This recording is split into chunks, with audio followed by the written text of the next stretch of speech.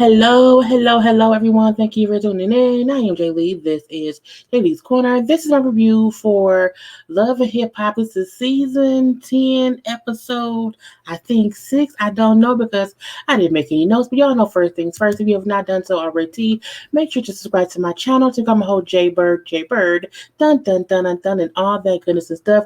Do not forget to also subscribe to my other channel, okay, JLeesCorner Talk. The link is in the description box below. I have more content up. I got more followers. So go ahead. There's a good little Kiki over there as well. The support is always needed and appreciated. Okay. You can also remember to like this video, comment in the comment section. Also, you can hit the little share button to share it on your social media. You can also remember to relax, to relate, to release, to center yourself and everyone around you. And always inhale and exhale because it's a great thing to do and whatnot. Okay, y'all know, follow me on social media at J_Lees_Corner on IG, and then it's just JLeesCorner on Twitter. Like and subscribe. Okay. I'm not really into love and hip hop anymore, but some folks like it, so I'm gonna do quick little review, little recaps. Okay, I'm not gonna go no full detail. It's gonna be the main things, bam, bam, bam, and that's it. Okay, so let's go to Rasheeda and her family. Okay, we know that Kirk is back from New York. He had a good time in New York, seeing his son, riding around. Yeah. He comes back home to Atlanta. Rasheeda has put some work in the new store, but it's not fully done at all or whatever. But again, they want to go have some sex because he's been gone for a minute. On from that, she brings up how her sister wants to, get close again. She wants us to hang out or whatever. So I'm planning a little barbecue, little backyard thing or whatever, for my sister to come over, her two daughters and mama, so we can kind of get things back on track, okay? And then at said barbecue, okay, in the back, chitting and chatting, you can see what Rasheeda means when she says they always want something from her, because when they're eating or whatever and they start to talking and whatnot, and when they bring up how we can start hanging out more, y'all can start coming over for different family events or whatever, and Rasheeda says they're always invited to all the events I have, they just don't show up. Okay, the one girl in the black chair with titties out, she said, well, I didn't come last time because I was mad at you. And Rasheeda said, why was you mad at me? Well, because you went off on me. She said, well, didn't you borrow money? Like, didn't you call me asking for some money? And she's like, well, yeah, but I'm the one who rarely does that. It's like, no, but you do it enough to know the reason you were mad. Come to find out, she had borrowed some money from Rasheeda and did not pay it back. Said she sent the money order, did not send it, and then later on, Rasheeda seen her on social media flossing some cash. So you was lying to me about a lost money order, but then found the money and was flossing on social media. So yes, I cussed your ass out. Not about the money, but about lying about it. You know what I'm saying? And excuse me, it do seem like Rasheeda issue isn't them wanting to borrow money, is that they always want to borrow it, and that's the only time they call her. And if they can't pay her back, they lie to her about why they can't. That's their bullshit or whatever. And you can kind of see that the mama, you can see the mama and the kids, because the kids, I decide, when I be having to pay you back each time I borrow money, and each time I'm supposed to pay you back, someone always come, and I'm like, what you crying for? What you crying for? What's going on? Okay. And it felt off. I'll say that. It kind of felt off to me, but I'm gonna leave that be. And Rasheeda said, look, just don't lie about it. Okay. It ain't the issue if you can't pay it back. Don't lie to me about it or whatever. And y'all need to know, don't call me just for that. Okay. She told her sister, don't call me just for that. Okay. Call me for other reasons. The sister didn't get on the mama talking about what mama was saying. I guess the reason why she feel that way about me because you put stuff in her head about how I'm like a bad person. Her mom was like, no, well, first of all, I've known you your whole life. Okay. You lived with me for 18 years. And even after the 18 years, I still took care of you after that. Okay. So if anything, I know you. And it feels like Rasheeda's sister and Rasheeda's sister's daughters are some leeches. Okay, they want to borrow some money and don't want to pay it back, and they feel entitled to Rasheeda's money. Okay, and Kirk's like, look, I don't even have my mom to argue it. Okay, so I need y'all to get. We just have to make up. You put all on the table. We all know, how we what we all stand now, and let's move on from that. Um, we need to move on from Rasheeda her sister's issues. Let's move on from that completely. Okay, let's get on to Karlie Red. Karlie Red birthday is up there. Okay, so we got Karlie Red. Karlie Red gonna tell us that Lamar Odom wanted to throw her birthday party on the boat. I'm looking like, are you sure? Spice said that she felt like Karlie Red threw that party for herself and said it was Lamar. I believe it. I believe it. Now her daughter was also there. Her daughter must have recently got her boobs done, and they look hard, solid. Mm. Solid as a rock. It's how her boobs look. Okay, I don't like it. Okay. Anyway, so the whole because the daughter was there, Yandy and Mendeecees, Jock and his fiance Kendra, Spice, the whole gang was there, whatever. I don't believe not for 1 second that Lamar and Karlie Red was ever really talking. I do believe they had a friendship, but that was really it. But that was his way of meeting her daughter. And Karlie said, because her daughter said before that she wanted to, be included more, be around more. Karlie invited her to this party. I was like, girl, get out of my face. The fact that they were on Lake Lanier, I'm like, I'm not even from Atlanta.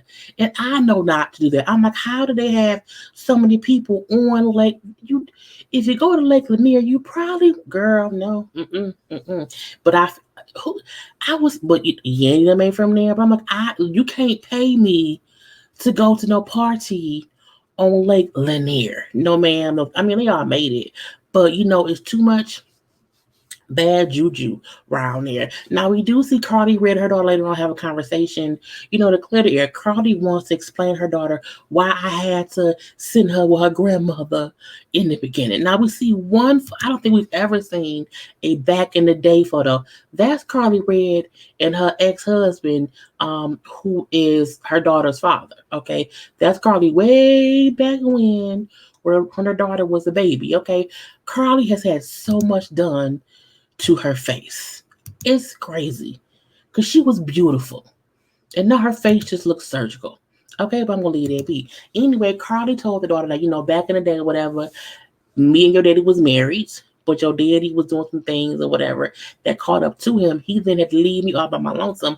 The police then came looking for him, questioning me, and then because of his crimes, they kind of took everything away from us that we had and kind of left me destitute or whatever. So the daughter say how she already knew that her daddy went to jail for money laundering.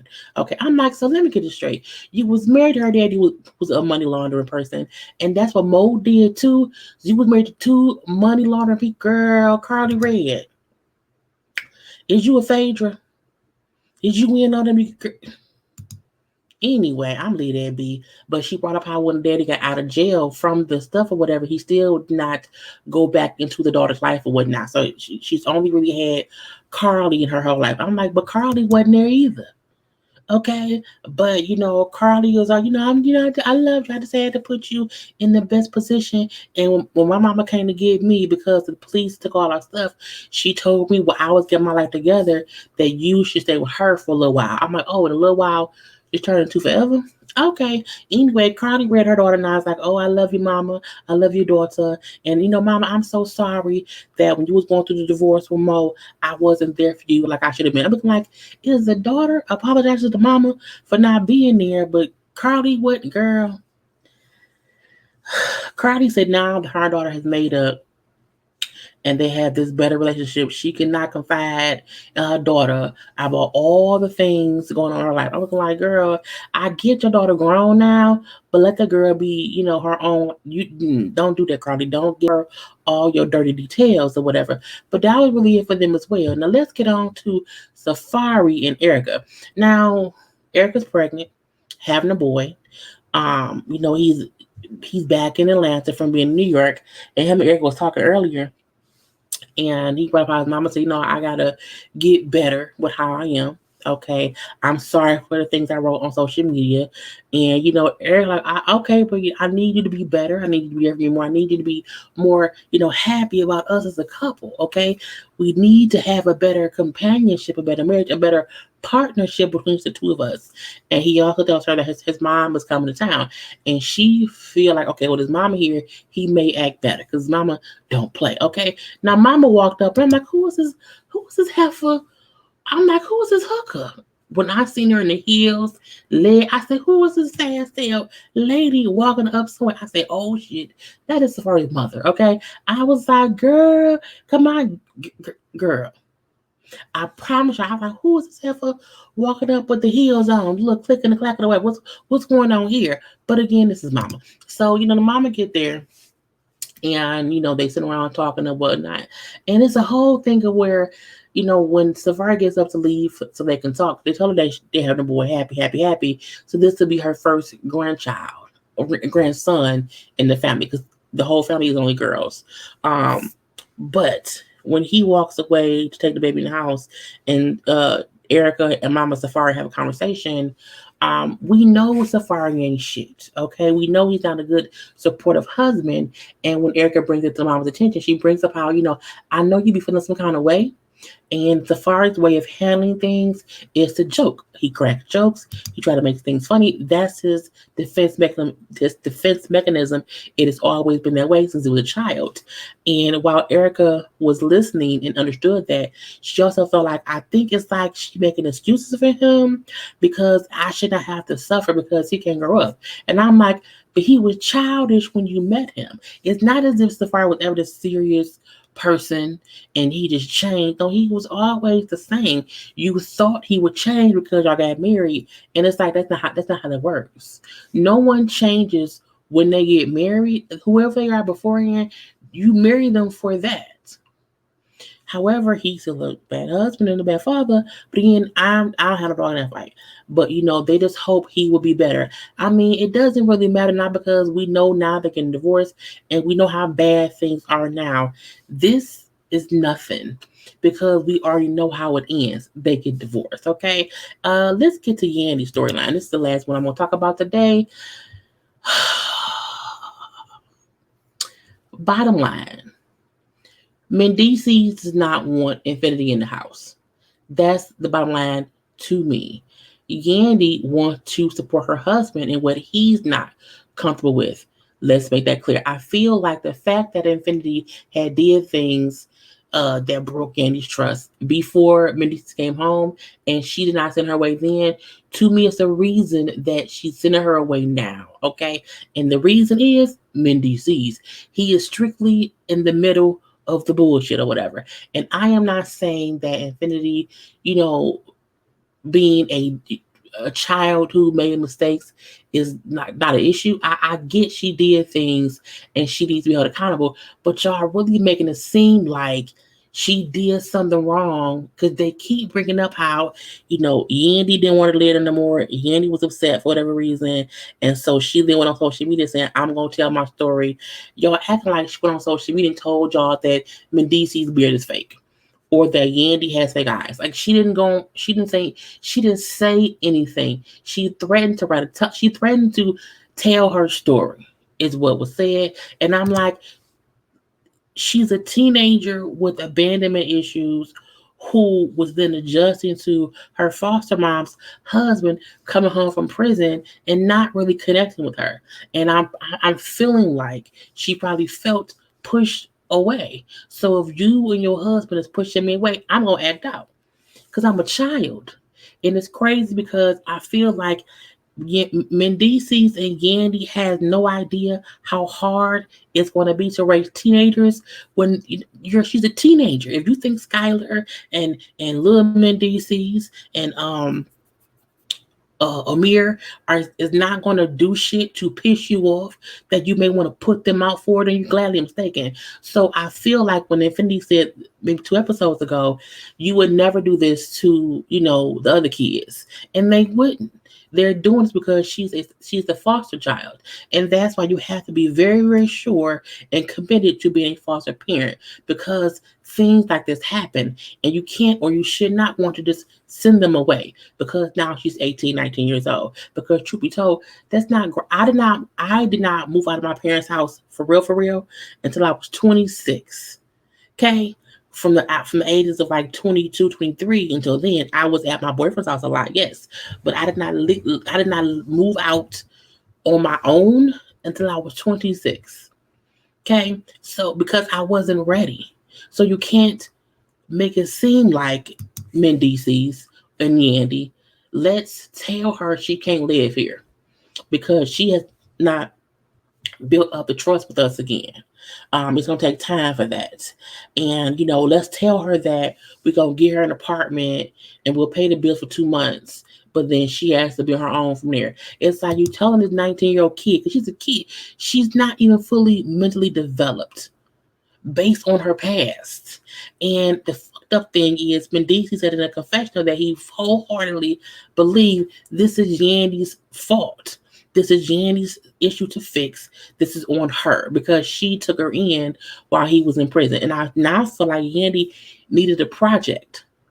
And Infini was a project. I'm not saying she did not care for the girl, because I think she did, but I feel like she did something to fill the void of Mendeecees being gone. And she didn't think what would happen when he came back. And that's the fucked up part, because you have now taken this little girl in as your child, and because it's getting a little difficult, oh, now let's send her away.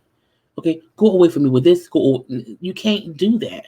And Infinity's saying how she feels like her mother is abandoning her again. That's what it feels like, because again, y'all telling her, hey, we need you to move. You can't stay here for good. We got to build up to things being better. You weren't, the whole plan was not for you to come back in here, move in.